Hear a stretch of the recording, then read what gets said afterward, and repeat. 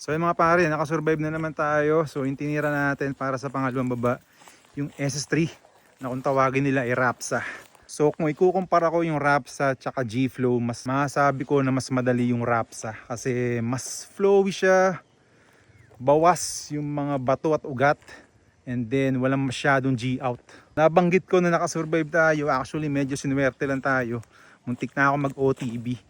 Merong isang part doon na wala akong kamalay-malay ay drop pala. So niroll ko. Buti na lang nasalo tayo ng pork.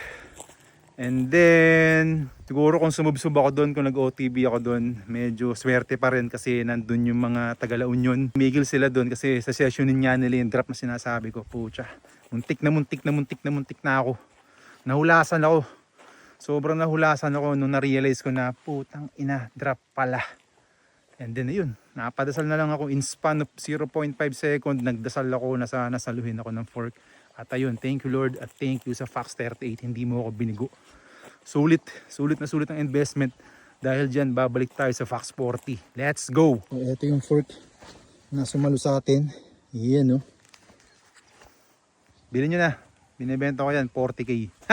Tapos ayun, medyo mahina kasi yung signal kaya hindi tuloy-tuloy yung ating yung real time, yung medyo real time vlog kuno.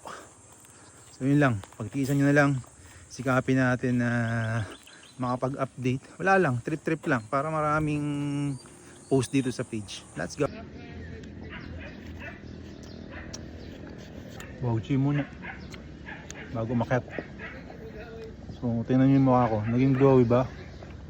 Kung hindi, wag na kayo mag sunblock.